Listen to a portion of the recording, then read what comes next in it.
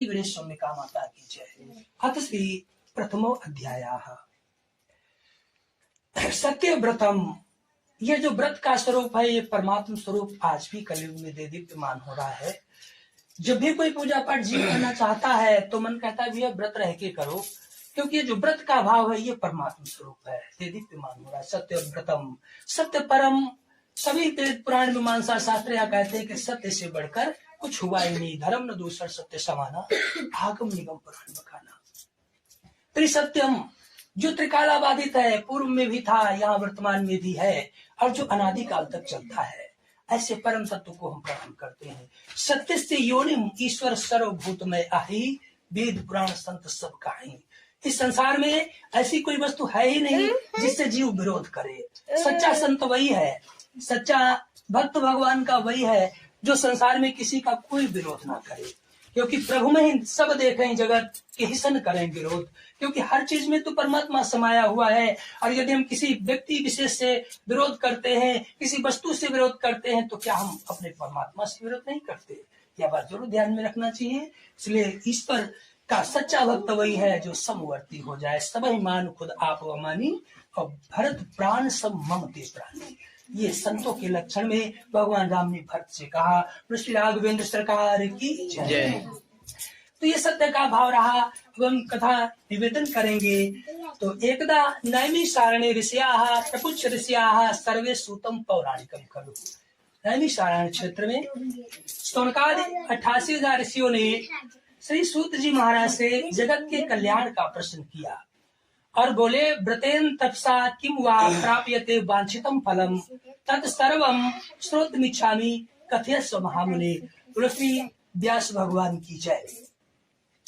वो प्रश्न करते हैं, महाराज मैंने सुना है सतयुग सब योगी विज्ञानी कर हरि ध्यान तर ही भव प्राणी तत्र पापम नास्ति। और जब रोग नहीं होगा तो औषधि की आवश्यकता जीव को नहीं पड़ती है। ये सतयुग का भाव है। सब योगी विज्ञानी थे, कर हरि ध्यान तर ही भव प्राणी। जब त्रेता आया तो विविध यज्ञ नर करही प्रभु समर्पित कर्म भव तरही। त्रेता युग में भगवान की प्राप्ति लोग यज्ञ आदि कर्म करके, तपस्चरण करके परमात्मा की प्राप्ति का अनुभूति कर लेते थे। जब द्वापर आया तो द्वापर केवल हरि पद पूजा, नर भव तरह उपाय न दूजा। कलयुग में जीव क्या करे? मैंने सुन रखा है प्रभु कि कलयुग कल केवल मल मूल मलिना, पाप पयोनिधि जन मन मीना। जैसे पाप रूपी सागर में मेरा मन निरंतर विचरण करता है, तो कैसे उससे बचा जाए? यह प्रश्न किया उन ऋषियों ने। सूत जी महाराज कहते हैं कि तुमने कलयुग के विषय में ये कथा, ये चौपाई सुनी, अच्छी सुनी, पर कलिकर एक पुनीत प्रतापा, यह भी तुम्हें सुनना चाहिए। मानस पुण्य हो नहीं पापा है। कलयुग सम नहीं आन जुग, जो नर कर विश्वास, गाय राम गुण गण विमल भवतर विनय प्रयास। जो तमाम यज्ञ आदि कर्म करने से, जो सदैव जीवन प्रयत्न सत्य बोलने से, धर्माचरण करने से प्राप्त होता था पहले के युगों में, वह इस कलयुग में केवल परमात्मा के चिंतन मात्र से प्राप्त होता है। इसलिए भगवान का भजन सतत करना चाहिए। जीव का जन्म मनुष्य मात्र का इसलिए हुआ है कि वह जीवन प्रयत्न भगवान का भजन करता रहे, और जो यह कर लेता है वही जीवन की सतयोगिता है, सत प्रयोग कर पाता है। और नहीं तो प्रमादवश इतना सुंदर शरीर मिला और जीवन प्रयत्न छटपटाते रहे, अंत में पता चला कि 100 वर्षों की अरद्वाय में 50 वर्ष तो सोने में निकल जाते, हर कोई सोता है, और 10-5 वर्ष तक तो उसे ज्ञान होता ही नहीं है। वृद्धावस्था के 20 वर्ष या 15 वर्ष तो स्वयं चूही निकाल देना। ऋषि कह रहे थे, महाराज मैंने सुना है कलिकाल विहाल किए मनुजा, नहीं मानत को अनुजा तनुजा। ईर्षा पर साक्षर लोलुपता, भरपूरी नहीं समता विकता, दम दान दया नहीं जान पनी, जड़ता पर वंचन तात घनी, और तन पोषक नारी नरा सगरे, पर निंदक जे जगमो बगरे। ये स्थिति है। यहाँ बताया कि इस कलयुग में महाराज जी क्या कहा जाए, कोई अपने धर्मों का अच्छे ढंग से पालन नहीं करता। विप्र यहाँ की अगर देखा जाए तो विप्र निरक्षर लोलुप कामी, निराचार सठ ब्रकली स्वामी। ये ब्राह्मणों की बात कही गई कि विप्र निरक्षर, थोड़ा बहुत ज्ञान हो गया और वो अपने आप को बहुत बड़ा विद्वान मानने लगे। ये कलयुग की चर्चा चल रही थी सूत जी महाराज के सानिध्य में।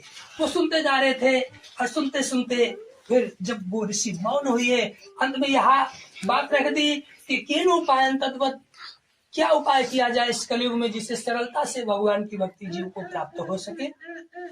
तो सूत जी महाराज कहने लगे, क्षमा कीजिए, आप सभी लोग वयोवृद्ध हैं, पर तुमने मुझे सम्मान दिया है, तो मुझे जो आता है, मैंने जो सुन रखा है अपने गुरुजनों से, अपने श्रेष्ठ जनों से, मैं तुम्हें वह श्रवण कराऊंगा, शायद तुम्हारे प्रश्नों का उत्तर उसमें तुम्हें मिल जाए।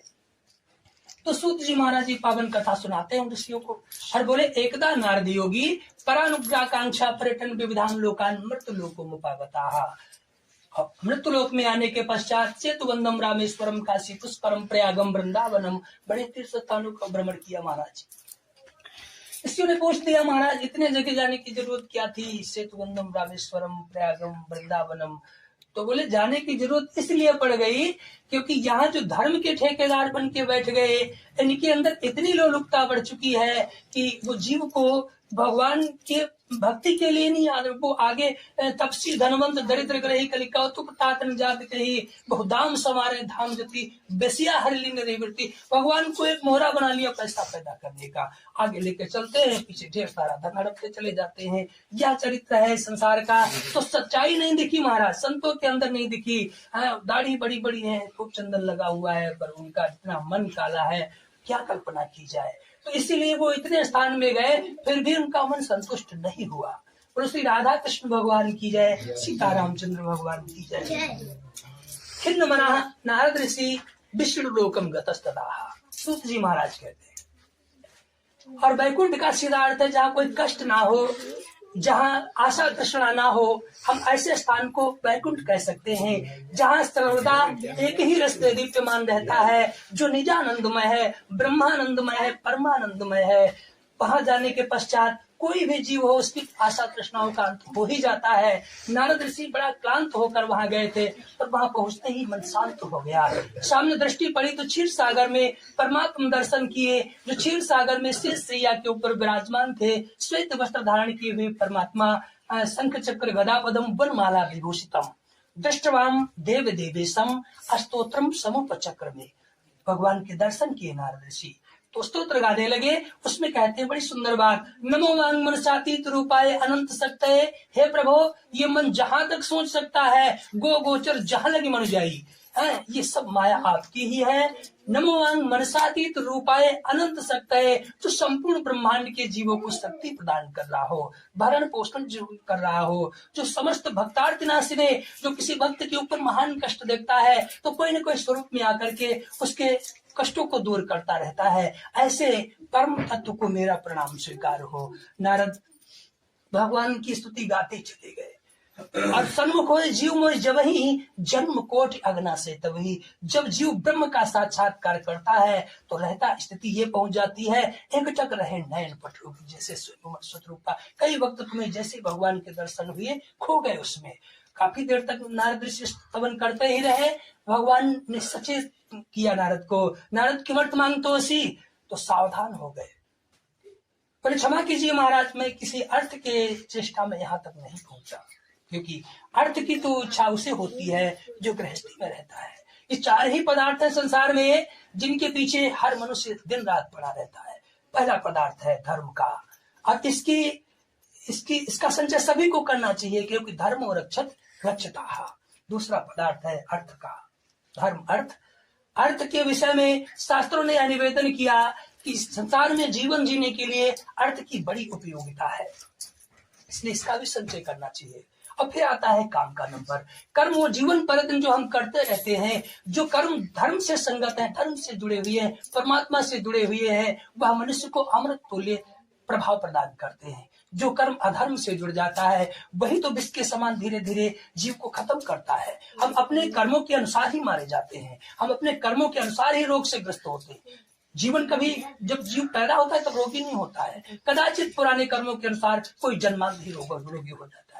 और श्री राधा गोविंद भगवान की जय। चौथा पदार्थ आता है मोक्ष का, जिसके लिए हमारा सबका जन्म हुआ है। इस काल चक्र में फंसे हैं, जब तक मोक्ष नहीं होता तब तक जड़ा मरण के जीवन पर्यटन चलता ही रहेगा। इसलिए सतत भगवान का भजन करना चाहिए।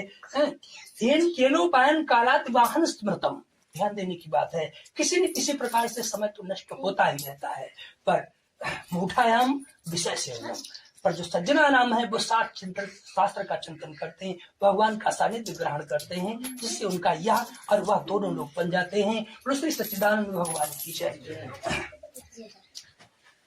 भगवान ने जो पूछा कि मृत मांगतो सी, तो नारद ने कहा महाराज मेरा कोई अर्थ नहीं है, तो किम कारणम। तो नारद ने कहा हे प्रभु, मैंने उन जीवों का अवलोकन किया जो जीव आपसे यह कहकर गया था कि हे प्रभु हमें गर्भ से बाहर निकालो, हम सतत आपका भजन करेंगे, आपका चिंतन करेंगे, वो ही कर्म करेंगे जो आपको प्रिय हो। पर आज मैंने धरा के ऊपर जाकर देखा महाराज, जो वस्तुतः सच्चाई किसी में नहीं दिखी। हर व्यक्ति पूरा दिन केवल पेट देवता के भजन में लगा रहा है महाराज, पूरी दिनचर्या लगा रहा है, घर में ढेर सारा धन आए, ऐश्वर्य आ जाए, सब कुछ, सब जहाँ माया के चक्कर में पड़ गए महाराज। जबकि यह जीव आपके भजन के लिए पृथ्वी के ऊपर गया था, सो आपका भजन कोई नहीं करता। कदाचित कहीं ये कोई बिरला होता है जो सच्चे मन से आपका भजन करे। हम चाहते हैं प्रभु ये गृहस्थी में रहने वाले लोगों के अंतर में भक्ति का प्रवाह हो जाए, क्योंकि भक्ति स्वतंत्र सकल सुख खानी, बिन हरि कृपा न पावे प्राणी। ये भक्ति जिसके चित्त में चली जाती है, भले ही वो कष्टों से घिरा हुआ हो, भले ही उसे 2 वक्त की रोटी न मिलती हो, रहने के लिए छत न हो सर के ऊपर, फिर भी सुखी रह लेता है। इसका उदाहरण मिलता है। अभी कुछ दिन पहले नैमिषधाम में एक खड़ेश्वर बाबा रहते थे, उनके पैर चिटक गए थे, रक्तस्राव होता था पैरों से, फिर भी सीना रखे एक झूले के ऊपर, पता नहीं कौन सा आनंद की अनुभूति थी, उसमें खोए रहते थे। उस वेदना का उन्हें कोई ज्ञान भान नहीं था। यह है भक्ति का प्रमाण, जिसके चित्त में, और ध्यान देकर देखा जाए तो जितने भी भक्त हुए हैं भगवान के, वो गरीब जरूर रहे, कष्टों से जरूर घिरे रहे। अभी आप सबरी को ले लीजिए, आप नरसिंह को ले लें, अब मीरा को ले लें, जो भी सच्चे सुदामा को ले लीजिए, कोई भी भक्त है उसके जीवन में बहुत सारा ऐश्वर्य नहीं हुआ, ऐश्वर्य हुआ है तो कुछ ऐसे भक्त हुए जो अष्टयाम भगवान का चिंतन करते रहे। और श्री लक्ष्मी नारायण भगवान की जय, सीतारामचंद्र भगवान की जय। नारद को भगवान ने समझाया, नारद ये संसार बड़ा विचित्र है, इसके चक्कर में नहीं पड़ना चाहिए। यह मनुष्य वो ही करता है जो उसका मन कहता है। मन के हारे हार है, मन के जीते जी। मन है वो मनुष्याणाम कारणम बद्ध मोक्षयो बद्धम तो वश्यासक्तम मुक्तम निर्वश्यम मना। यदि यहाँ मन न लगा, केवल शरीर मात्र कथा के पास बैठा रहा, तो श्रम एवं केवलम, केवल परिश्रम होगा, इसका कोई लाभ होने वाला नहीं है। भगवान ने नारद से कहा, नारद तुम चाहते हो धरा का कल्याण हो, पृथ्वी के रहने वाले जीवों का उद्धार हो, तो जाओ सत्य का प्रचार करो, कि उस संसार में सबसे बढ़कर धर्म है सत्य का। अच्छा महाराज, सत्य हम किस रूप में प्रकाशित करेंगे? क्योंकि जब तक कोई स्वरूप नहीं होता है महाराज, तब तक जीव के अंदर भक्ति श्रद्धा सुदृढ़ नहीं हो पाती। क्योंकि जाने बिनु न होय परितीति, बिनु परितीति होय नहीं प्रीति, और प्रीति बिना नहीं भगत दृढ़ाई, जिम खगपत जल के चिकनाई। किसी के कहने से यदि हम भजन कर भी रहे हैं, थोड़ी देर बाद उसे भूल जाएंगे। और जब तक चित्त में स्वरूप आता नहीं है, तब तक महाराज जैसे जल में रहने वाली काई स्थिर नहीं रहती, ऐसे ही भक्ति भी स्थिर नहीं रहती। इसलिए कोई स्वरूप जरूर बताइएगा। भगवान बोले, मैंने तो संसार को 24 स्वरूप दिए हैं, तुम्हें जो अच्छा भा जाए उसे चित्त में धारण करना चाहिए। राम कृष्ण परशुराम वामन पूर्व कच्छप नरसिंह, ये सब भगवान के ही अवतार है। जो स्वरूप अच्छा लगता हो वही चित्त में धारण करना चाहिए। फिर कहा कि पूजन कृत्वा। अच्छा, पूजन कैसे करेंगे महाराज, किन वस्तुओं से करेंगे? नारद ने यहाँ प्रश्न कर दिया। तो भगवान बोले, ये कोई बहुत बड़ा पूजा विधान नहीं है। कहा कि पंचोपचार पूजे, ऐसा शास्त्रों ने निवेदन किया। पंचोपचार का मतलब 5 वस्तुओं से, जिनका नाम भी शास्त्रों ने लिया। पहले कहा रंभा फलम विष्णुआर्चन्य, रंभा फल केले के फल होने चाहिए। रंभा फलम घृतम क्षीरम, घृत होना चाहिए हवन करने के लिए, दूध होना चाहिए भगवत स्नान कराने के लिए। फिर कहा गोधूमस्य चूर्णम या फिर साली चूर्णम, चाहे गेहूं का आटा हो या फिर चावल का आटा हो, शर्करा व गुड़स तथा चाहे चीनी मिलाई जाए, चाहे उसमें गुड़ मिलाई जाए, उसे सिद्धांत कर लेना चाहिए। मिष्ठान निर्मितम ईश्वर निवेदे, मिष्ठान मिला करके उसे ईश्वर को निवेदन करना चाहिए। कथाम श्रुत्वा जनेश्चा, फिर कहा सब परिवार बैठकर भगवान के कथामृत का पान करना चाहिए। कथाम श्रुत्वा जनेश्च ततश्च विप्रायश्च प्रतिभोजेत, भक्त्या नित्य गीतादिम चरेत, ततश्च स्वगृहं गच्छेत, सत्यनारायण स्मरणम एवं कृते मनुष्याणाम वांछा सिद्धिर भवे ध्रुवम। विशेषता भगवान बोले, विशेषता कलियुगे लघु उपाय वस्ति भूतले, तुम जैसा चाह रहे थे तो मैंने तुम्हें निवेदन किया, इस कलयुग में भगवान सनातन सत्यदेव सभी जीवों को कल्याण करने वाले होंगे, जो थोड़े धन से थोड़े समय से हो सकेगा, और इसके मार्ग, सत्य के मार्ग के ऊपर चलने के पश्चात जीव का उद्धार हो जाएगा। भगवान के मुख से भगवान सत्यदेव के इस महान विधान को सुन करके नारद ऋषि अत्यंत प्रसन्न हुए। उन्हें लगा कि हमारा मनोरथ सिद्ध हो गया हो। भगवत चरणारविंद में प्रणाम करते हुए नारद पृथ्वी के लिए प्रस्थान करते हैं। श्री स्कंद पुराणे रेवाखंडे श्री सत्यनारायण व्रत कथायाम प्रथमो अध्यायाः सत्या संतु ममी यजमानाय कामा। श्री वृंदावन बिहारी लाल की जय, श्री गौरी शंकर भगवान की जय, स्थान देवता की जय।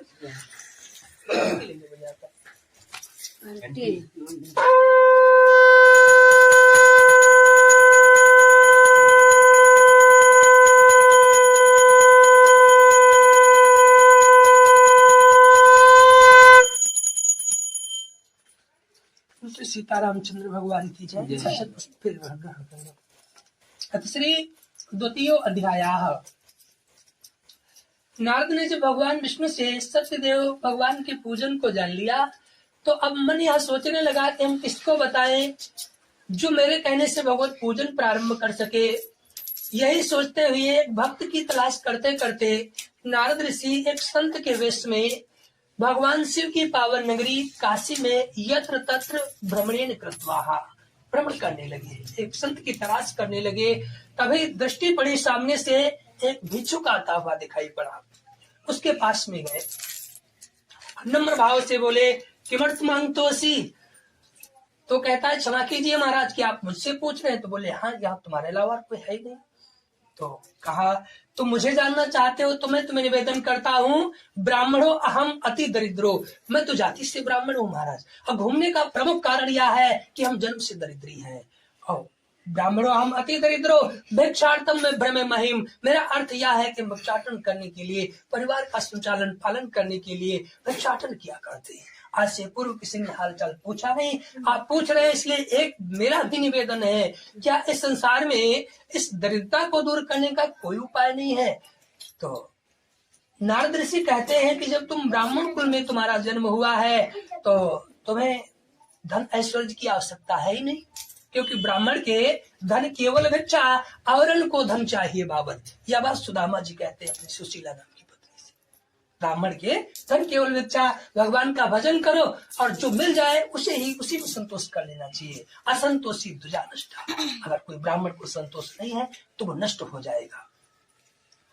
क्षमा कीजिए महाराज, सतानंद नाम के ब्राह्मण बोले, मैंने सुना है कि इस संसार में बिना पैसे वालों की कोई कदर नहीं होती।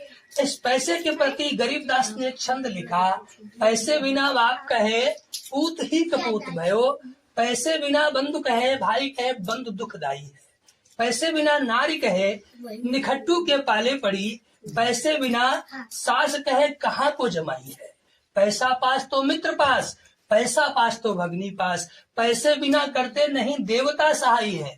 ये पूजा पाठ भी हम करेंगे तो पैसे की जरूरत पड़ती है। कहत गरीबदास पैसा रखो नित्य पास, पैसे बिना मुर्दे ने लकड़ी नहीं पाई है। इसलिए इसका संचय तो करना ही चाहिए महाराज। आप पूछ रहे हैं घूमने का कारण, तो यही घूमने का कारण है।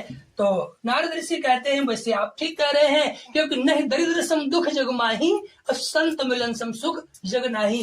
इस संसार में सबसे बड़ा दुख है गरीबी होना, दरिद्री होना, और सबसे बड़ा सुख है किसी अच्छे संत के दर्शन हो जाएं। गिरजा संत समागम सम न लाभ कछ आन, अब बिनु हरि कृपा न होय सो गावह वेद पुराण। गुरु गौरी शंकर भगवान की जय। वैसे कथा 3 प्रकार से कही जाती है। भोलेनाथ ने कहा चरित सोई परम अनुपा, व्यास समास सुमति अनुरूपा।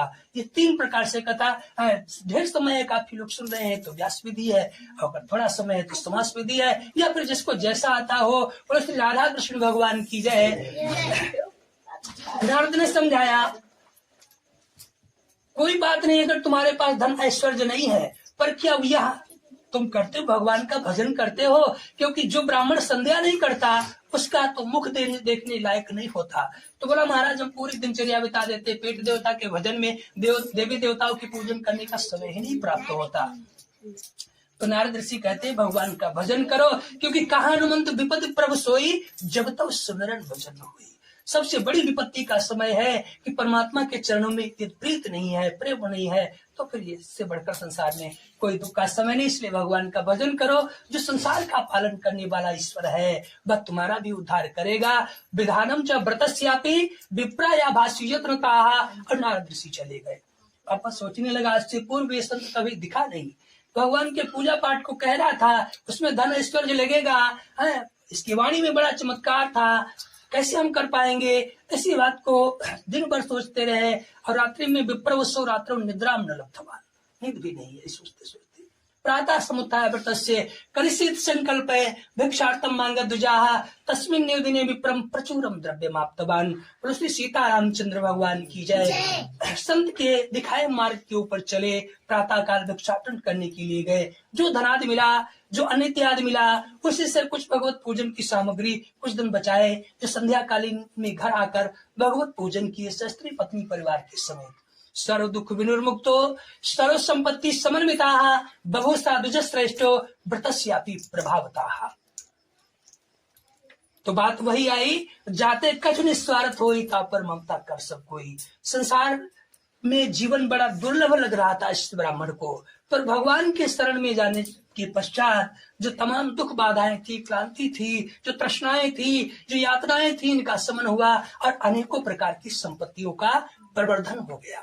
तथा प्रभति काल च मास मासी व्रत कृतम, प्रत्येक माह के पूर्णिमा में घर में भगवान सत्यदेव का पूजन होने लगा।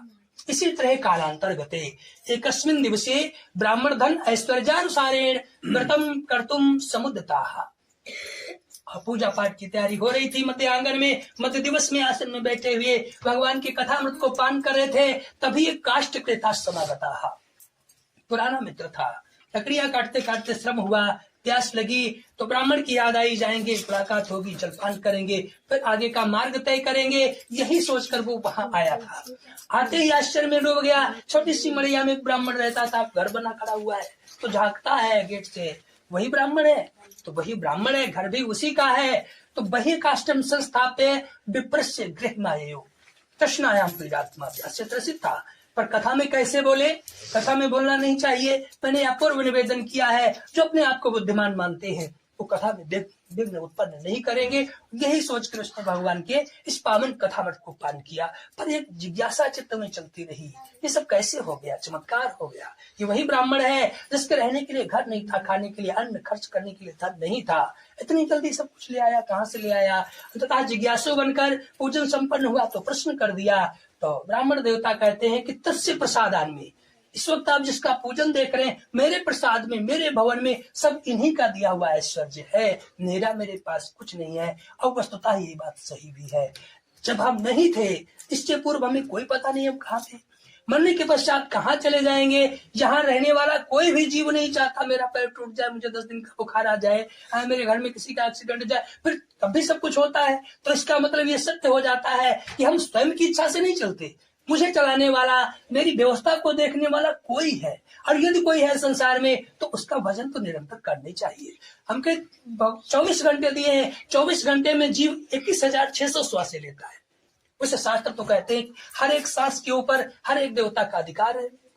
पर ऐसा तुम नहीं कर सकते गृहस्थी में, जो भी बन सके, नहीं ज्यादा, 1 घड़ी, आधी घड़ी, आधी उससे बुनियाद, और तुलसी संगत साधु की, ये तो व्यवस्था करनी चाहिए। हर किसी को सोचना चाहिए हमारा जीवन भजन करने के लिए हुआ है। यही समझाया कि इस वक्त तुम जिस देवता का पूजन देख रहे हो, मेरे घर में इन्हीं का दिया हुआ ऐश्वर्य है। छोटे से व्रत के महान वर्णन को सुनकर काष्ठ क्रेता अति हर्षित हुआ, बड़ा प्रसन्न हुआ सुनकर के।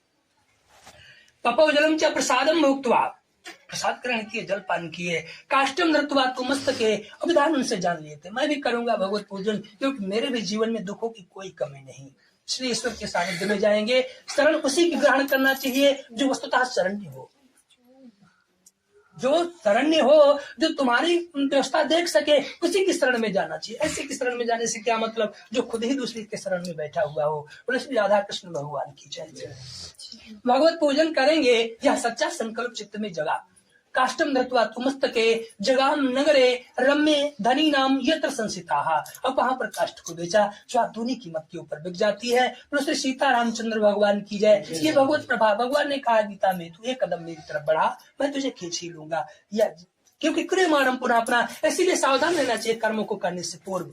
जो भी कर्म करो उसे कई बार सोचो कि अच्छा है, अगर अच्छा है तो उसके ऊपर कदम बढ़ाओ, नहीं तो नहीं बढ़ाना चाहिए। क्योंकि यदि हम सच्चे अच्छे कर्म करते हैं तो अच्छे सत्कर्म प्रज्ञा मानी बुद्धि बढ़ा देते हैं, और क्रियमाणम पुनः अपना, और ये दुष्कर्म करते हैं तो वो मेरी प्रज्ञा विनश्यति अक्रियमाणम पुनः अपना। इसलिए सावधान होकर सदैव सत्कर्म निरता नराहा, यह वेद भगवान का वाक्य है। और वेद भगवान की जय।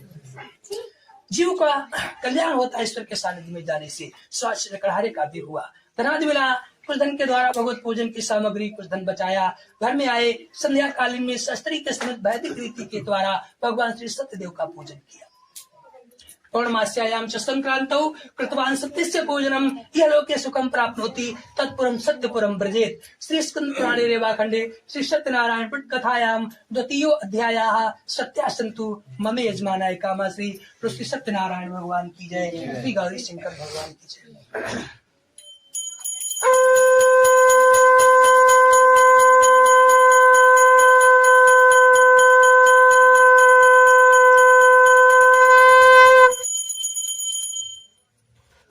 श्री पुराण पुरुषोत्तम भगवान की जय। अथ श्री तृतीयो अध्यायः। अब यहाँ पर जिसकी आप कथा श्रवण करेंगे वो गरीब नहीं है, वो राजा है। प्राचीन समय उल्का मुखो नपश्च महिमता। प्राचीन समय की बात है, एक राजा थे जिनका नाम उल्का मुख था। उनके स्वभाव में कहा जितेंद्रिया, इंद्रियों के ऊपर संपूर्ण अधिकार था। वो इंद्रियों को अपने अधीन रखते थे, ना कि वो इंद्रियों के अधीन हो जाए। जितेंद्रिया सत्यवादी यो देवालय प्रति दिने दिने धनम दत्वा दुजा नाम संतोष्य सुधी। फिर भार्या का वर्णन किया शास्त्रों ने। भार्याम तस्य प्रमुख धाम च सरोज वदनाम च महासती। महाराज का परम रमणीय नगर था, स्वभाव के अंगत, और उस नगर में भद्रशिला नाम की नदी बहती थी। उस नदी के पावन पुलिन पर तट के ऊपर भगवान श्री महादेव जी शिव जी का एक शिवालय बना था। महाराज के पूर्वजों के द्वारा ही निर्मित था। इसलिए जब कोई पूर्वज कुआं बावली मंदिर बनवा के चला जाता है तो उस घर में रहने वाली नई पीढ़ियों का यह दायित्व बनता है उसकी रखरखाव, उसकी देखभाल, उसकी व्यवस्था को देखना। सो महाराज अपने जब भी कोई पावन तिथि आती शस्त्री के समेत वहां जाते, कोई न कोई धर्माचरण करते। धर्माचरण का मतलब धर्म के कोई कार्य करना, धर्म के आचरण कहलाते हैं। एकस्मिन् दिवसे राज्ञो सत्यस व्रत माश्चर्य। दृष्टि उस नदी में पड़ी तो देखा साधु एक समागता। वाणिज्यार्थम बहुधनिर्णय के परिपूरिता। कुछ साधु जा रहे हैं जिसके पास व्यापार के लिए बहुत सी नौकाएं हैं, जो तमाम धन ऐश्वर्य और नौकरों से भरी हुई। पर साधु की जब दृष्टि पड़ी, काफी देर से चल रहा था, सुंदर रमणीय स्थल देखा, छाया देखी, जलपान देखा, तो नावम संयोजी गत्वा नवतिम प्रति ही, माने नौकाओं को एकत्रित करा दिया और जहाँ राजा पूजन करे थे साधु भी वही जाकर पहुंचा। महाराज को प्रणाम किया। प्रसिद्ध जीव था, लालची था, इसलिए भगवान के प्रति कोई श्रद्धा नहीं थी। इशारा किया भगवान की तरफ कि मदम कुर से राजन भक्ति उत्तंचित साहा प्रकाशम कुरु तत्सर्वम श्रोतमिच्छामि सांप्रतम। हे महाराज, आप प्रकाश डालेंगे, किसका पूजन कर रहे थे, क्यों कर रहे थे आप? तो राजा बोले, साधु राजोवाच, वैसे तो जाती रही भावना जैसी, प्रभु मूर्त देखी तिन तैसी, पर तुम मुझसे पूछ रहे हो इसलिए मैं तुम्हें निवेदन करता हूँ। पूजन कृते साधो विष्णु तुलते साहा व्रतम चा सजने सात पुत्रादि वाप्ति कामया। है साधु, हम विश्वार्चन कर रहे थे, मेरे घर में कोई संतान नहीं है, इस व्रत से हो जाएगी, यही कामना लेकर हम भगवान सत्यदेव का पूजन करते थे। साधु बोला, अच्छा महाराज, यदि छोटे से पूजन के करने से जीव को संतान रूपी फल प्राप्त होता है तो मुझे भी इसका विधान बताओ, मैं भी करूंगा, क्योंकि ममापी संतति नास्ति, मेरे भी कोई संतान नहीं है। अगर इस पूजन से होगी तो मैं भी संकल्प ले रहा हूँ कि भगवत पूजन अवश्य करूंगा। ऐसा कहकर भगवान का चरणामृत लिया, 5 कदम भगवान की तरफ चल करके एक सुदृढ़ प्रतिज्ञा कर ली कि हे ईश्वर, हे प्रभु, जब भी मेरे घर में कोई खेलने वाला आएगा तो मैं आपका पूजन करूंगा। ऐसा कहकर साधु फिर व्यापार करने चला गया। वहां से निवृत्त हो जाने पर जब घर आया, काफी समय बिताने के पश्चात, तो रास्ते का हाल कहते कहते यह पूजन वाली बात भी स्त्री को बता दी कि मैंने भगवान के पूजन को करने का संकल्प ले लिया है। सुशील स्वभाव की भार्या थी, बोली महाराज छोटा पूजन है, कल ही कर लिया जाए। तो साधु ने डांट दिया, अरे राजा कह रहे थे संतान प्राप्त हो जाएगी व्रत से, क्या गारंटी है, कोई प्रत्यक्ष तो प्रमाण है नहीं इसका, इसलिए पूजन हम करेंगे, पर तदा व्रतम करिष्यामि यदा में संततिर भवेत्। पूजन करेंगे पर संतान हो जाने पर, ऐसा कह दिया साधु ने। भगवत कृपा हुई, सांसारिक धर्मों से प्रवृत्त होकर साधु की स्त्री गर्भवती हुई और समय आया तो 10वें मास में तस्याम कन्या रत्न बजायत, घर में कन्या का जन्म हो जाता है। अब भगवान की कलाओं से उत्पन्न वो कन्या प्रत्येक दिन एक कला को धारण करने लगी, चंद्र कला की तरह बढ़ने लगी। धीरे धीरे शुक्ल जो सूत्रिक स्नान का समय होता है, जिसे मिठौन इत्यादि कर्म कहते हैं, जब घर का पवित्रीकरण हुआ तो स्त्री ने फिर धीरे से कहा, ना करो स्किमर्थम में पूरा संकल्पित व्रतम, महाराज आज घर का तो पवित्रीकरण हुआ है, कन्या का जन्म भी हो गया है, अब तुम्हें पूजन कर लेना चाहिए। तब साधु को क्रोध आ गया, तुम्हारे एक ही बात दिमाग पर बैठी रहती है, पूजन करो, पूजन ही तो करना है, कौन बहुत बड़ी बात है, विवाह समय तो श्याम करे श्याम व्रतम प्रिय, अभी इतनी जल्दी क्या है, पूजन ही तो करना, विवाह पर कर देंगे। ऐसा कहकर साधु ने फिर टाल दिया बात को। अब वैसे मरते मरते रावण ने भगवान राम लक्ष्मण को एक यही नीति सिखाई कि सुबह से शीघ्र शुभ को कभी नहीं टालना चाहिए, पर साधु टालते जा रहा है। विवाह में तो श्याम कर श्याम व्रतम प्रिय, या कहकर साधु फिर बाहर चला गया, वो तो नित्य कर्म। कुछ दिन बिताए, अब भगवान भी साधु का परीक्षण करने लगे। पहले पूजन करने को कहा, जन्म पर कहा, विवाह पर कह रहा है वहां करेगा पूजन या आगे करेंगे, ऐसा कहकर टालेगा। इसलिए अल्पकालीन यथा शशि कन्या वृद्धि में हो गई, थोड़े समय में वापस आया। एकस्मिन् दिवसे कन्यकायां विलोके च, अब विवाह आर्थम दूतम च प्रेषयामास, और बोले कन्या के लिए कन्यकार्थम वरम श्रेष्ठ विचारे, तेन अज्ञास दूतो सब कांचन नगरम ये हो, तस्माद एकम वणिक पुत्रम समादायागतु ही सा। साधु ने देखा कन्या विवाह के योग्य हुई, सिपाहियों को बुलाया, जाओ पुत्री के वास्ते कोई स्त्रियों की बर खोज लाओ। सिपाही कांचन नगर में गए, तस्माद एकम वणिक पुत्र, वहां से एक वैश्य के पुत्र को लेकर आए और साधु से बोले, दृष्टवान तो सुंदर, उस बालक को देखिए, सुंदर है महाराज, ऐश्वर्य से भी परिपूर्ण है, कुल वैभव से भी संतुष्ट है, हर चीज से परितुष्ट है। चेतसा दत्तवान साधु पुत्रायाम कन्याम विविध विधानता, परितुष्ट मतलब परम संतुष्ट होकर के वैदिक रीति के द्वारा साधु ने अपनी कन्या का कन्यादान उस बड़े पुत्र के साथ कर दिया।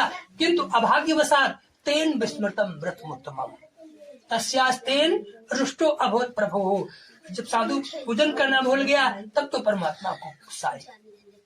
रुष्टो अभवत् प्रभो भ्रष्ट प्रतिज्ञा ममालोक्यम शापम तस्मै प्रदत्तवान, और भगवान बोले, दारुणम कठिनम चास्यम महादुखम भविष्यति, तू पथ भ्रष्ट हो चुका है, यदि अब तेरे कर्मों का फल तुझे मैंने नहीं दिया तो क्या समझेगा ईश्वर भी संसार। ये शब्द भगवान ने साधु के प्रति कहे। और साधु के घर में जब मांगलिक कृत्य संपन्न हो जाते हैं, कुछ समय बीत भी जाता है, अचानक स्मरण हो गया कि बेटी के विवाह में कितना खर्चा हुआ, तब से कोई कमाई नहीं की गई, तो दुहित कांतो माने कन्या का पति जो था उसको साथ में लेकर नौकाओं में तमाम धन भर के गत्वा सिंधु समीपे रत्नसारपुरे रम्ये, सिंधु के तट पर एक रत्नसार नामक नगर था, वहां जाकर ये लोग व्यापार करने लगे। एक अस्मिन् दिवसे राज्ञो धनमादाय तस्करा, एक दिन संध्या कालीन में विश्राम करने के लिए आसन लगाए, तभी कुछ तस्कर माने चोर महाराज के खजाने में चोरी करे भागे जा रहे थे। सो सिपाहियों के भय से भयाक्रांत हुए और राजा के संपूर्ण माल को इन साधुओं के पीठ के पीछे उन गठरियों को रख करके शीघ्र अलक्षता ततो दूता समाया था। दूत तो पीछे से दौड़ते आ ही रहे थे। इधर से साधुओं की दृष्टि पड़ी, गठरियों को देखा अभी नहीं थी, अब आ गई, कौन ले आया, कहाँ से आई, क्या भरा हुआ, अनेक बातें सोच करके जैसे उन गठरियों का स्पर्श किया तो ही सिपाही आए। दो ही चोर थे, दो ही साधु नजर आए। चेहरे की कोई पहचान न होने के कारण तुरंत हाथों में हथकड़ी पहनाई और अंत में बोले, छोटे तू महाराज के धन को चुरा कर यहाँ बैठा बंटवारा कर रहा था, चलो तुझे राजा ने बुलाया है। तब साधुओं को मालूम चला कि ये चोरी के इल्जाम में मुझे बांध रहे हैं, बहुत सी बातें बनाई, हम तुम्हें चोर दिखाई पड़ते हैं, हमारे पास खुद ही इतना धन ऐश्वर्य है, हम क्यों किसी के घर में डाका करेंगे। सिपाही कहने लगे कि देखो, चोर या साहूकार किसी के मस्तक में नहीं लिखा होता है, मैंने तुम्हें सुबुध के साथ ग्रहण किया है, इसलिए तुम्हें राजा के सन्निकट तो चलना ही पड़ेगा। बांध लिए, घसीटते हुए ले जाकर राजा के सानिध्य में बोले, महाराज तस्करों दो समानित, ये तस्करों को लिया है, इनके साथ क्या करना चाहिए। अब राजा के घर में चोरी होने के कारण क्रोध से जल रहे थे, कहने लगे जाओ इनको मेरी दृष्टि से ओझल करो, बाद में हम यह निर्णय करेंगे कि क्या करना है। दृष्टि से ओझल किया, महाराज ने चेहरे देखना पसंद नहीं किया। अंत में बोले, इनके पास जो भी धनाद मिल जाए शाही खजाने में रखकर इन्हें बांधकर कारावास में पटक दो। माया सत्य देवस्य न श्रुतम के वस्ती और बचा। भगवान की महिमा से उनकी एक भी बात वहां किसी ने नहीं सुनी, और यदि इन्होंने सुनाने की इच्छा भी की तो उसके ऊपर किसी ने ध्यान नहीं दिया, जेल हो गई, सब धन भी हरण कर लिया गया। और इतना ही नहीं हुआ, तच्छा पाश्यम तेओ ग्रहे भार्याम चैवत दुखिता चौरेरा प्रहतम ग्रहे यच स्थितम धनम। आदि व्याधि समायुक्ता क्षुब्ध पिपासाति दुखिता अन्य चिंता पराभुक्ता ब्रह्मचार्य ग्रह। ऐसा समय आया जिसके जीवन में कोई कल्पना नहीं की। धनाधि घर में रखा था, सब चोरों ने पहरण कर लिया। आज जो अंदर से परेशान करे, पति प्रदेश गया, कोई सूचना नहीं मिल रही थी जो परेशान कर रही थी। और व्याधि जो सांसारिक है, नाना प्रकार के कष्ट आए जीवन में, तो बड़ा मुश्किल हो गया जीवन जीना। अब तो प्रत्येक दिन भिक्षाटन करना पड़ता है, तब अन्य देवता के दर्शन होते हैं। और हर कोई चाहता है अन्य देवता के 3 बार दर्शन, नहीं तो 2 बार तो होनी चाहिए। अब भिक्षाटन करना पड़ता है। एकस्मिन दिवसे यार्ताम सुधारताम गत्वा अपस्य द्विज मंदिर। सुधा माने भूख, आर्त माने परेशान होकर, अब द्विज मंदिर माने ब्राह्मण के घर गई, जहाँ संध्या कालीन का समय था, वहां देखा भगवान की कथा हो रही है। अब कथा पुराने जमाने की काफी देर तक होती रही और कथा में बोलना नहीं चाहिए, यही सोच करके बेटी ने भगवान के कथामृत को पान किया। और दूसरी बात, दुख में सब सुमिरन करें, सुख में करें न कोई। क्योंकि जब दुख होता है हमारे जीवन में, हम तभी भगवान का सानिध्य ज्यादातर ग्रहण करते हैं। हम ये सबकी बात नहीं करें, कुछ अच्छे भक्त हैं और सभी अच्छे हैं, पर यह वस्तुतः सत्य है कि जब हमारी आवश्यकता होती है तभी हम भगवान को ज्यादा याद में करते हैं। और जो सुख में भी भगवान का निरंतर भजन करता है, उसके जीवन में दुख आता नहीं। यदि आ भी जाए तो वह उसे गहराई से लेता नहीं। सुख दुख है तो नित्यम, आ जाए तो कल चला जाएगा, ये तो धूप छांव की तरह चलते रहते। बोलो श्री राधा कृष्ण भगवान की जय। दुख के समय में भगवान की कथा देखी तो बड़ा मन लगा करके स्तमन पान किया। और कुछ रात्रि बीत जाने पर भगवत प्रसादी लेकर जब बेटी घर वापस आई तो मैं यह डांटने लगी, तुम इतनी रात तक बाहर घूमोगी, तुम्हारा पिता पति कोई घर में नहीं, तुम्हें टहलना सुहाता है, तुम्हें सांसारिक जीव क्या कहेंगे, लोक लज्जा का तुम्हें कोई डर नहीं है। कई बातें मैया ने सुनाई बेटी को, तो बेटी ने माँ को प्रणाम किया, क्षमा कीजिए माते, मैंने यूं ही व्यर्थ में समय नष्ट नहीं किया। मैंने भगवान सत्यदेव के पूजन को देखा, उनकी कथा को श्रवण किया है। मैंने यह सुना है जो जीवन में दुख आदि रहे जिसके, उन्हें भगवान का पूजन करना चाहिए। क्यों न हो, हम लोगों के भी जीवन में संकटों की कोई कमी नहीं, इसलिए क्या हम भी भगवान सत्यदेव का पूजन कर सकते हैं। कल जैसे सत्य का नाम कानों में पड़ा, उस प्रसाद का स्पर्श हुआ, पुरानी याद आई, तो इतना पश्चाताप हुआ, चित्त में इतनी ग्लानि बनी। मैंने इस बेटी के न होने के पहले संकल्प लिया था, इतना काल बीत गया, समय बीत गया, उस व्रत को नहीं कर पाए, कल अवश्य करेंगे। यह चित्त में सुदृढ़ प्रतिज्ञा कर ली, धारण कर ली।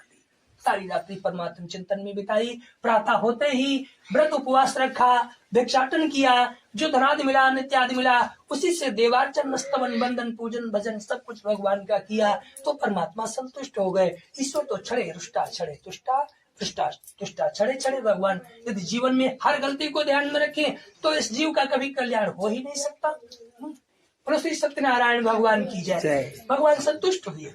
सुदर्शयामा स्वप्न में ही चंद्रकेतु नपोत्तमम, एक संत के वेश में महाराज चंद्रकेतु को स्वप्न में दर्शन दिया और उसने कहा, बंदिनो मोचे प्रातः वर्जो नक्षत्रमम, तुमने जिन बंदियों को बंद कर रखा है उन्हें प्रातः काल मुक्त कर देना। देयम धनम तत् सर्वम, वो वस्तुतः चोर नहीं है, तुमने बिना विचारे उन्हें चोरी के इल्जाम में जेल में डाल दिया और उनका जो भी तुमने धन ग्रहण किया वापस कर देना। ऐसा कहते चलते चलते भगवान बोले, तुम यदि मेरे कथन पर ध्यान नहीं दोगे तो नास्ति पुत्र कम, हम तुम्हारा संपूर्ण ऐश्वर्य नष्ट कर देंगे। ऐसा कहकर भगवान चले गए। अब राजा ने इस भयानक स्वप्न को देख लिया। फिर निद्रा देवी का समावेश महाराज से नहीं हुआ, सारी रात्रि जगते हुए बिता दी भगवान का भजन करते करते। प्रभात समय राजा उपविष्टम सभा मध्य, जब प्रभात हो जाता है और सभा के मध्य जाते हैं तो रात्रि का स्वप्न सभी को बताया और सिपाहियों को, साधुओं को बंधन मुक्त करने की बात कही। राजाज्ञा का पालन किया गया, सिपाहियों ने बंधन मुक्त कर दिया उन साधुओं वैश्यों को। अच्छा, वैश्य मन में सोचने लगे, ये तो वही राजा है जो चेहरा देखना पसंद नहीं कर रहा था, आज बिना किसी के जमानत लिए छोड़ रहा है, वस्तुतः छोड़ रहा है या फांसी देने वाला है। यही सोच सोच करके मन अत्यंत संतप्त होता चला जा रहा था।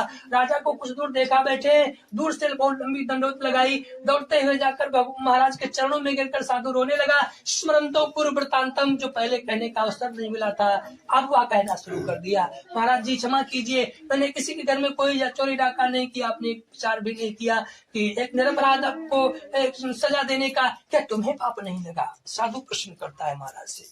तो साधु के वचनों को सुनकर महाराज कहते हैं कि देखो साधु, इस संसार में कोई कौन काहू सुख दुख को दाता, निज कृत कर्म भोग सब भ्राता।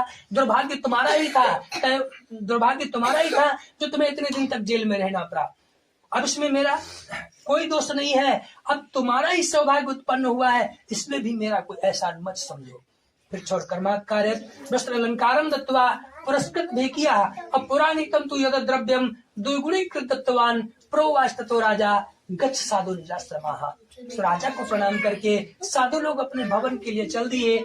श्री स्कंद पुराणे रेवाखंडे सत्यनारायण व्रत कथायाम तृतीयो अध्यायः सत्या संतु ममे यजमानाय कामा। श्री कृष्ण वृंदावन बिहारी लाल की जय, श्री हनुमान जी महाराज की जय।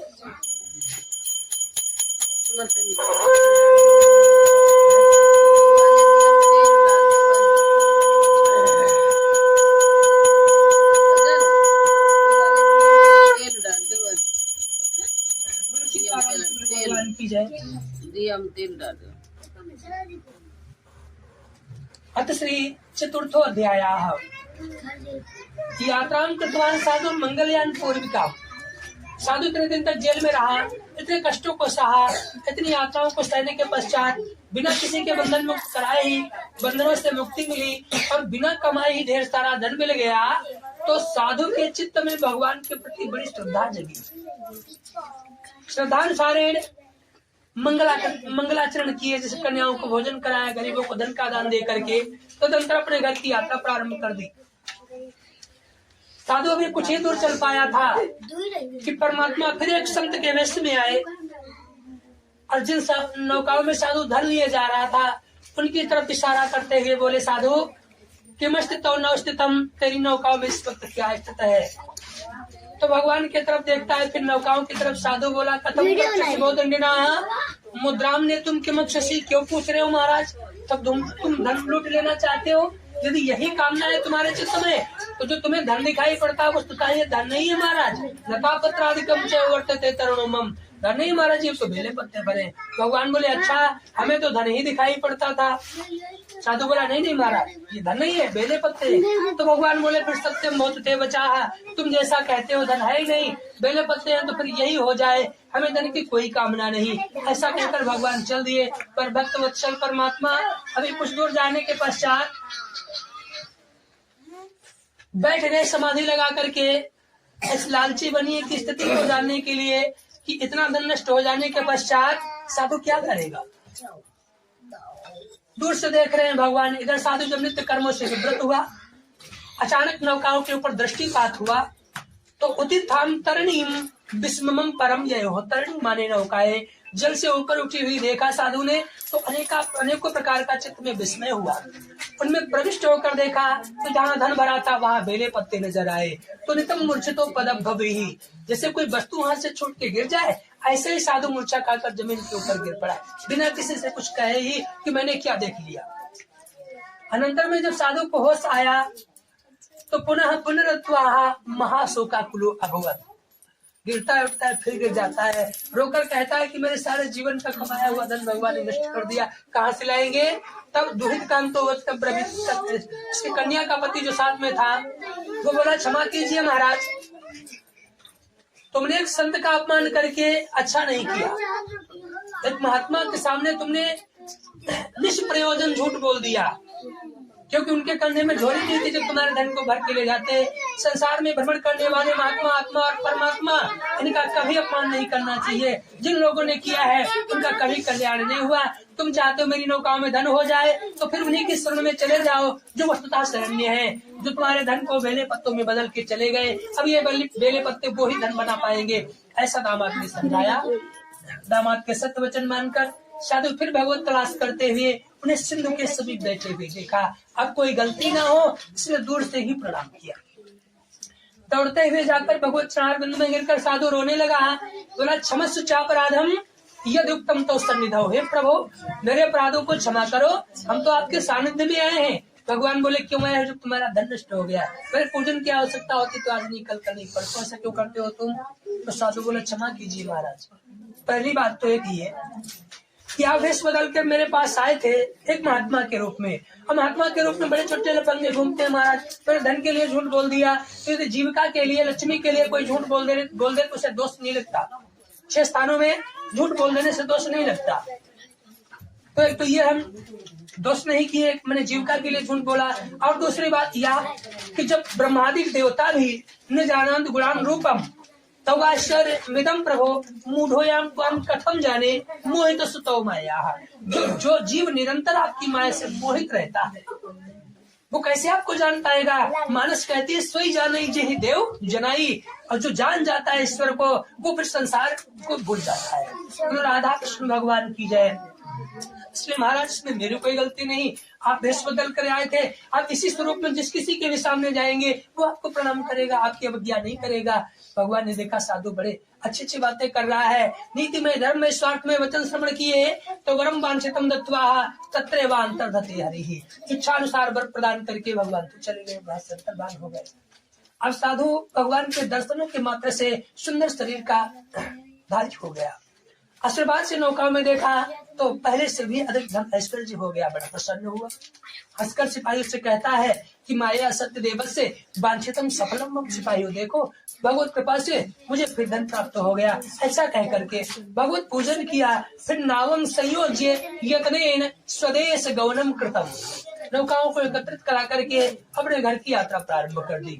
चलते चलते नगर के निकट पहुंच गया। अब जैसे वहां पहुंचा किसी ने चिल्ला कर कर दिया, महाराज हमारे घर का द्वार दिखाई पड़ रहा है। अच्छा तो जाओ मेरे आने की सूचना घर पहुंचा दो, इतने वर्षों के बाद आवागमन हो रहा है। सिपाही घर पहुंच गए सूचना करने के लिए। अगर जैसे पहुंचे जाकर देखा गेट से तो माँ बेटी दोनों आसन में बैठी हुई भगवत कथा को पाठ कर रही थी। फिर भी सिपाही हाथ जोड़कर बोले, क्षमा कीजिए माते, मैंने आपके कथा में विघ्न उत्पन्न किया, पर क्या करें, आपके पति देवता का आदेश है कि मेरे आने की सूचना पहुंचाओ। सो आपके पति देवता का आगमन हो चुका है, तमाम धन ऐश्वर्य वैभव के साथ। जैसे मैया साधु की स्त्री ने सुना कि पति देवता का आगमन हुआ है तो तुरंत उठ के खड़ी हो गई। एक क्षण में लगा कि वो कुछ कर ही नहीं हो। बहुत से ऐसे लोग आते हैं, सब कुछ सुनकर भी कुछ नहीं सुन पाते, सब कुछ जान करके भी कुछ नहीं जानते, सब कुछ देख करके भी कुछ देख नहीं पाते। और उसकी सीता रामचंद्र भगवान की जय, या ईश्वर की दया होती है। एक क्षण में लगा कि कुछ कर ही नहीं हो, उसके खड़ी हो गई। कहती है पुत्री से, पुत्री मैं पति के दर्शन के लिए जा रही हूँ, तुम भी शीघ्र चली आना। शीघ्र मागच्छत् साधुं संदर्शनायां इति मात्र वचा श्रुत्वा पूजन कृत्वा समाप्य च प्रसादं च परित्यज्य गतां सां पतिं प्रतिहि तेन दृष्टो सत्यदेवो भर्तारं तरणीं तथा जले तस्मा मवज्य। भगवान ने देखा इसने मेरे प्रसाद को अपमान कर दिया तो उसके पति को नाव से जल में अदृश्य कर दिया। साधु की बेटी घाट के ऊपर गई, साधु उसके नौकर चाकर सब दिखाई पड़े। जब उसका पति ही नजर नहीं आया तो मन ही मन में न जाने कस्य देव से साहरता, पता नहीं किस देवता का अपमान बन गया। यही सोच सोच करके विलाप करने लगी। उच्चाकृष्ट हुई, होश आने पर गृहीत्वा पादुके तस्यानुगत शुभनोदधे। होश आया तो पति की कड़ाऊ लेकर समुद्र में डूब जाना चाहा, क्योंकि जब पति नहीं रहा तो अमृत जी कर क्या करेंगे। यही सोचकर जैसे ही भाव चित्त में आए कि आकाशवाणी होती है, भगवान ने अवगत करा लिया कि साधु तेरी कन्या ईश्वर के प्रसाद का अपमान करके चली आई थी। ग्रहण गत्वा प्रसादम भुक्त्वा साया चेत पुनः लवर्तिं सुता साधो भविष्यत्र संशयाः के पवन शब्द कानों में पड़े। गलती का एहसास हुआ तो पश्चाताप करती हुई क्षिप्रम ग्राम गत्वा बाहर जाकर भगवान को अष्टांग प्रणाम किया और प्रसाद को सम्मानित किया। उसके उपरांत जब घाट के ऊपर आई तो पति के पावन दर्शन किए। अब जीवन में जिसके भी इतने चमत्कार हो जाएंगे वो कैसे भगवान को भूल पाए। सारा जीवन भगवान का भजन करते हुए वैसे अंत में सत्य लोक को प्राप्त हुए। स्कंद पुराणे रेवाखंडे सत्यनारायण कथायाम चतुर्थो अध्यायः सत्या संतु ममे यजमानाय कामा श्री श्री सत्यनारायण भगवान की जय, श्री राधा गोविंद भगवान की जय।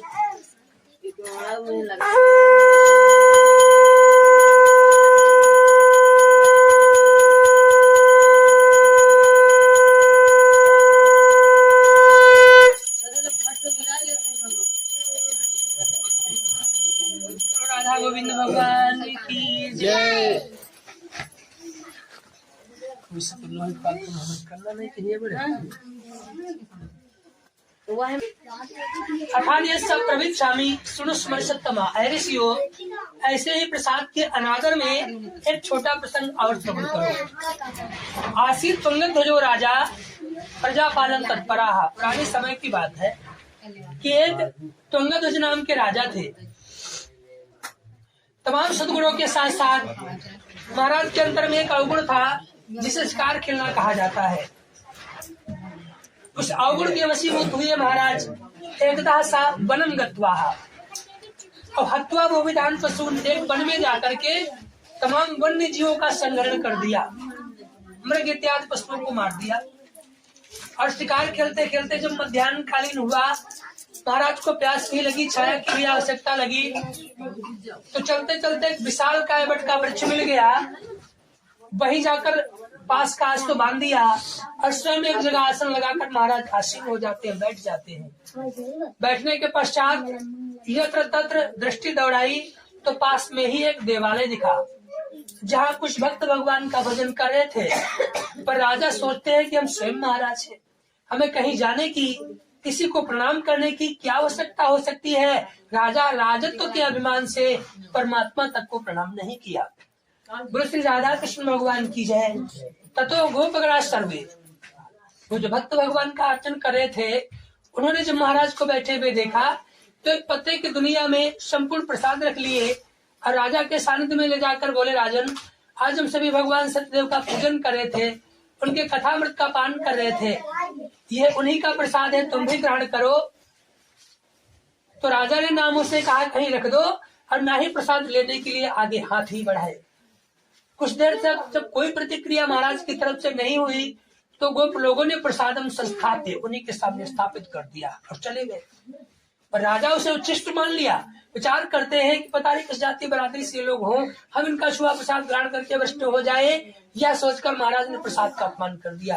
और जब शास्त्र कहते हैं कि तुम्हें निवेदित भोजन करें प्रभु प्रसाद पट भूषण धरें, जो तुम्हें अशुद्ध वस्तु लगती हो वह ईश्वर को चढ़ा दो और उसके बाद में ग्रहण कर लो, उसमें कोई दोष नहीं देता, वो तो भगवान की हो गई।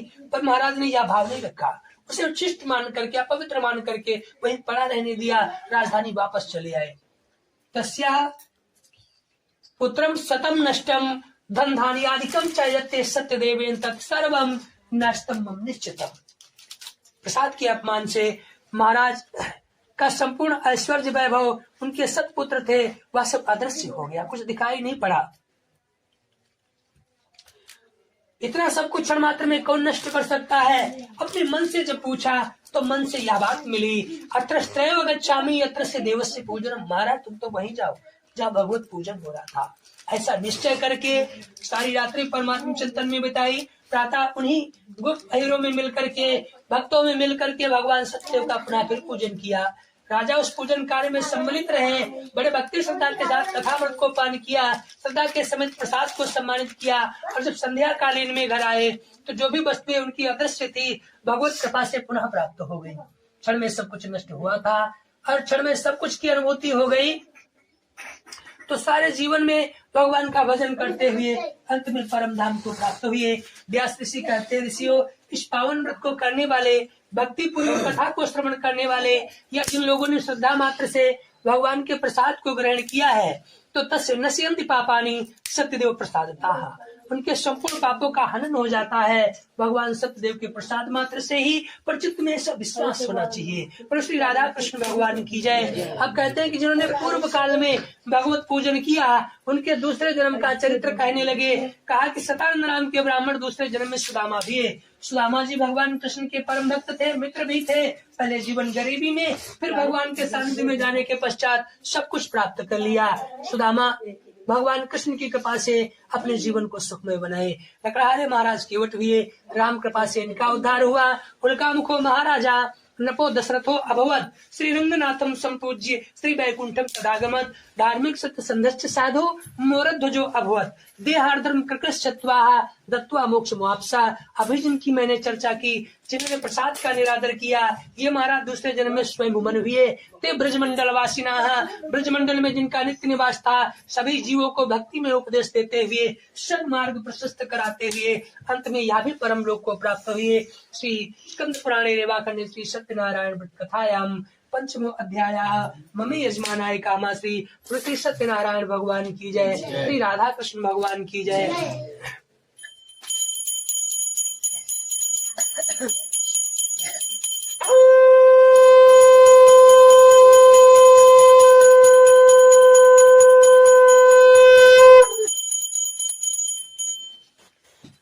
कटोरी कहाँ है? ध्यानम ध्यान पुष्पम समर्पयामि। देव भगवान की जय। अब 5 मिनट तक खाली ये चक्कर जो नीचे यही मत छोड़ो, अपनी में है। हरि ओम अग्रये नमः। पादेव पादिम घृतम समर्पयामि। हस्तेवर्घ्यं घृतं समर्पयामि मुख्यात्मनीयं घृतं च सर्वांगे स्नानीयं घृतं समर्पयामि। श्री अग्निदेव भगवान की जय। बता सकते मीठा कुछ। हरि ओम न व्यासंद्रक्षुं सुष्मदेवो समर्पयामि अग्निदेवाय नमः। नैवेद्यं निवेदयामि। चढ़ा दो अंदर। फिर से एक आचमन से कराए दो। पुनः आचमनीयं घृतं समर्पयामि श्री अग्निदेवाय नमः।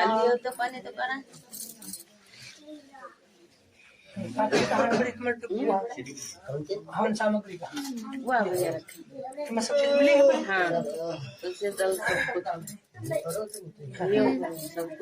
हरि ओम मैंगात्म तत्वं सूदयामि स्वाहा। ओम ह्रीं विद्या तत्वं सूदयामि स्वाहा। ओम क्लीं शिव तत्वं सूदयामि स्वाहा। ऐं ह्रीं क्लीं सर्व तत्वं सूदयामि स्वाहा। अभिपिष्टात् पूज्यर्थं पूजितोया सुरासुरै सर्वविघ्नहरस्तस्मै गणाधिपतये स्वाहा। ओम नमो देव्यै महादेव्यै शिवाय सततं नमः। नमः प्रकृते भद्राय नियतां प्रणतास्मतां गौरे स्वाहा। ओम प्रजापतये स्वाहा। इदं प्रजापतये नमः। तो दुई स्वाहा और छोड़ो छोड़ो तुम एक बार और छोड़ो। हरि ओम अग्ने स्वाहा। फिर इदं अग्ने नमः। ओम वायुदेवाय स्वाहा। इदं वायुदेवाय नमः। पहले पूछन का सब चीज पढ़ी तो तुम कहो हाँ।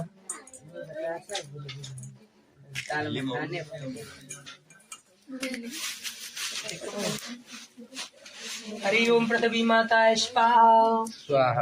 ओम क्षेत्राधिपतये स्वाहा। ओम ग्रामाधिपतये स्वाहा। ओम स्थानाधिपतये स्वाहा। हरि ओम आदित्याय स्वाहा। ओम चंद्र देवताय स्वाहा। ओम भौमाय स्वाहा। श्री विष्णु देवताय स्वाहा। ओम बुद्ध देवाय स्वाहा। ओम बृहस्पतये स्वाहा। शुक्र देवाय स्वाहा। शनि देवताय स्वाहा। ओम राहवे स्वाहा। ओम केतवे स्वाहा। ओम भुव स्वाहा। ओम स्व स्वाहा। हरि ओम स्थान देवाय स्वाहा। अग्निवर्णाभ्यां स्वाहा। इदम् अग्निवर्णाभ्यां नमः। हरि ओम वायवे स्वाहा। ओम लक्ष्मी नारायणाभ्यां स्वाहा। श्री उमा महेश्वराभ्यां स्वाहा। ओम वाणी हिरण्यगर्भाभ्यां स्वाहा। ओम सची पुरंदराय स्वाहा। रामाधिपतये स्वाहा। वास्तु पुरुषाय स्वाहा। सीतारामाय स्वाहा। राधा कृष्णाय स्वाहा। श्री हनुमान ध्वज देवताय स्वाहा। आवाहित स्थान देवाय स्वाहा। विष्णुष्टोत्तर नामाय स्वाहा। ओम नमो भगवते वासुदेवाय स्वाहा। विष्णु सहस्त्र नामाय स्वाहा।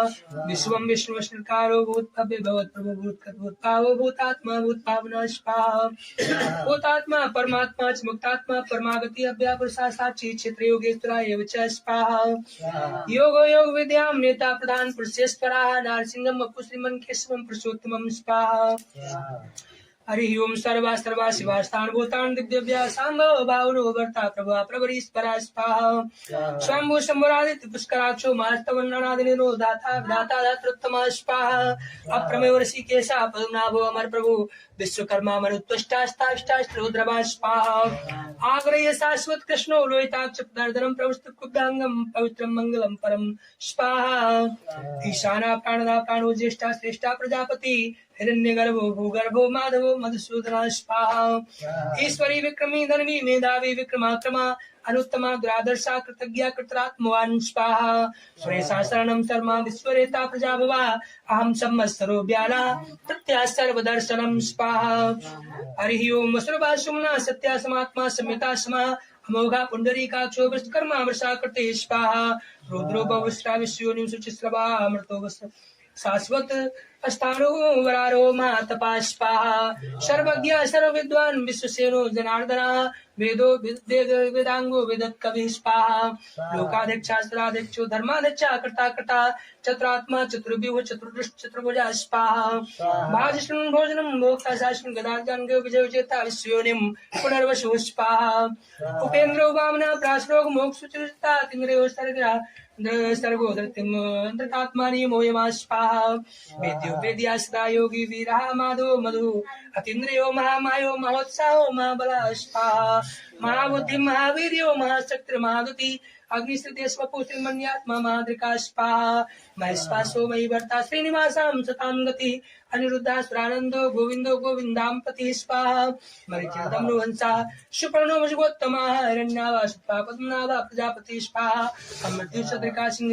सिंधात्मा सिंधमास्त्राजो दुष्टास्तात्मा विश्वात्मा सुरारिया स्वाहा गुरुर्गुरुत्तमो धामा सत्य सत्य पराक्रमा निवसो अनिमिषा अस्त्रगवी वाचस्पति रुदारधी स्वाहा अग्रणी ब्राह्मणी श्रीमन्याय तो नेता समीरणा शास्त्रमूर्धा विश्वात्मा शास्त्राचा सहस्त्रपाद स्वाहा सबूमि गुणप्रत्वाय तिष्ठदशांगुलम स्वाहा पुरुषं मे वेदं सर्वं यद्भूतं च भाव्यं तामतस्य सारो हिरण्यनाथरोहत् स्वाहा एतावानस्मि मातो जयास प्रजापादस्या विश्वावतान्तपादस्यावर्तन्दवि स्वाहा ततो विभ्राट जायत विराजोत पुरुषास्यात् दृश्या पश्चात् भूमतो प्रास्पाहा स्माद्य ज्ञाता श्रुता स्मृता प्रगदाजियं पुष्पस्ताश्चक्रे नारायणाग्रामश्च स्वाहा नारायणं नमस्कृत्य नरं चैव नरोत्तमं देवीं सरस्वतीं व्यासं ततो जय मुदीरयेत् लक्ष्मी नारायणाभ्यां स्वाहा ओम नमः संभवाय च मयो भवाय च नमः शंकराय च महेश्वराय च नमः शिवाय शिवतराय च उमा महेश्वराभ्यां स्वाहा सरस्वती महाभागे विद्ये कमललोचने विद्यारूपे विशालाक्ष विद्यां देहि नमोस्तुते वाणीरण्यगर्भाभ्यां स्वाहा धर्मराजाय नमः स्वाहा त्रिवृक्षराजाय स्वाहा हरि ओम सर्वेभ्यो देवेभ्यो स्वाहा ओम ज्ञान नाम क्षेत्रास्तेवी भगवती सावलादा कृष्ण मुहाय महामाया प्रक्षत स्वाहा दुर्गे स्मृतां भीत्मसे जंतु स्वस्ते स्मृतां मत्मृत्यु शुभं ददासि स्वाहा दारिद्र्य दुःख भयारणि कात्न्य सर्वकार करणाय सदार चित्ता स्वाहा सर्वमंगल मंगले शिवे सर्वार्थ साधिके शरण्ये त्र्यंबके गौरी नारायण नमोस्तुते स्वाहा सर्वबाधा प्रश्नं त्रिलोकस्य हरि ओम सर्वस्वरूपे सर्वेशे सर्वयोग समन्विते वैभ्यष्टायनो देव दुर्गे देव नमोस्तुते स्वाहा शरणागति नाथ परित्राण परायणे सर्वस्यार्थे देव नारायण नमोस्तुते स्वाहा ओम रोगान से शानपान पिष्टादु कामान सकलान मिष्टान तमाश्रितानां नवपन्नराणां तमाश्रितानां रास्यन्ता प्रयान्ति स्वाहा सर्वबाधा प्रशमनं त्रिलोकस्य क्लेश्वरी योमे त्वया कार्यमस्मद् वैर्विनाशनं स्वाहा सर्वबाधा विनिर्मुक्तो धन्धान सुतान मुक्तामनश्चिमत्त साधेन भविष्यति संशया स्वाहा महालक्ष्मी श्रीमहे विष्णुपत्नी च धीमहि तन्नो श्रिय प्रचोदयात् स्वाहा सर्वशक्ति महामाया दिव्य ज्ञान स्वरूपिणी नौ दुर्गे जगन्मात्रं प्रणमामि मुहुर्मुहुः नौ दुर्गाय स्वाहा ओम भूर्भुवः स्वः तत्सवितुर्वरेण्यं भर्गो देवस्य धीमहि धियो यो न प्रचोदयात् स्वाहा काली काली महाकाली कालिके परमेश्वरी सर्वानंद करे देवी नारायण नमोस्तुते स्वाहा शीतले तुम जगन्माता शीतले तुम जगत्पिता शीतले तुम जगद्धायति शीतलाय नमो नमः स्वाहा अन्नपूर्णे सदा पूर्णे शंकर प्राण वल्लभे ज्ञान वैराग्य सिद्ध्यर्थम भिक्षां देश पार्वती माताय स्वाहा अन्नपूर्णेश्वरी माताय स्वाहा श्री काशी विश्वनाथाय स्वाहा श्री ललिता माताय स्वाहा हरि ओम सर्वेभ्यो मातृभ्यो स्वाहा सिद्धि बुद्धि सहिताय श्रीमन् महागणाधिपते स्वाहा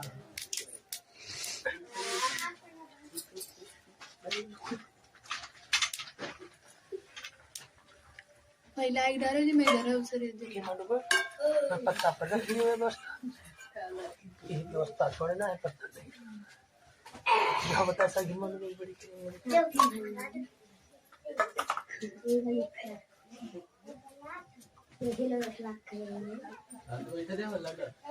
हरि ओम जयंती मंगला काली भद्र काली कपालिनी दुर्गा क्षमा शिवा धात्री स्वाहा सुधा नमोस्तुते हरे कृष्ण ओम परम भगवती माताये नमः महाआहुतिं समर्पयामि स्वाहा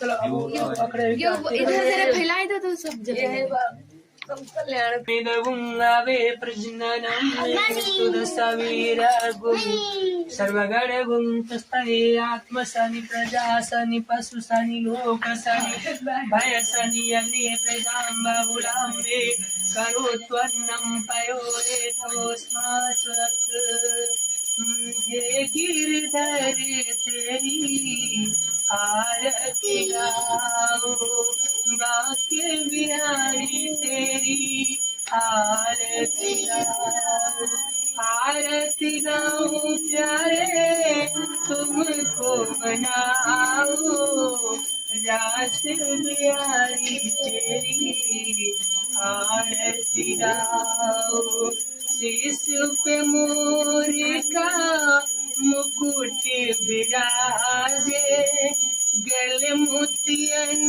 की माला साजे प्यारी छवि तेरी मन में बसाओ है रास बिहारी तेरी आरती गाओ चरणों से निकली है गंगा प्यारी जिनने सारी दुनिया तारी मैं उन चरणों के दर्शन पाऊं है कुंज बिहारी तेरी आरती गाओ नाती अनाथों के नातिया पे हो सुख दुख जीवन प्यारे साथ आप हो देख छवि बलि हारी जाऊं है व्यास बिहारी तेरी आरती गाओ श्री हरिदासों के प्यारे तुम्हें हो मेरे मोहन जीवन धन्य हो चरणों में मैं सर को झुकाऊं है व्यास बिहारी तेरी आरती गाओ प्यारे तुमको मनाऊं बाके बिहारी तेरी आरती गाओ ओम जय जगदीश हरे स्वामी जय जगदीश हरे भक्त जनों के संकट क्षण में दूर करे ओम जय जगदीश हरे जो ध्यावे फल पावे दुख बिन से मन का स्वामी दुख बिन से सुख संपत्ति घर आवे कष्ट में जय तनिका ओम जय जगदीश हरे मातु पिता तुम्हें शरण गहूँ मैं किसकी स्वामी शरण गहूँ मैं किसकी तुम बिन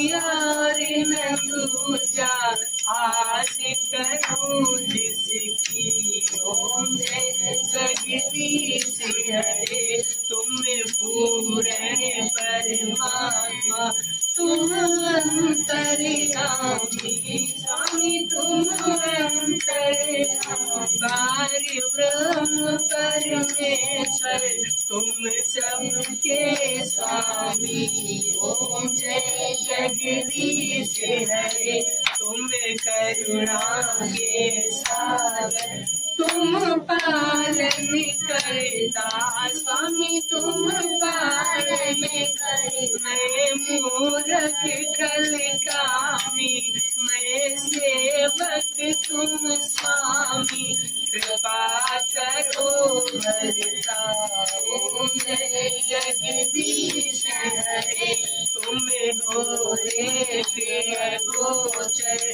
सबके प्राणपति स्वामी सबके प्राणपति किस विधि मिलो दया में तुमको मैं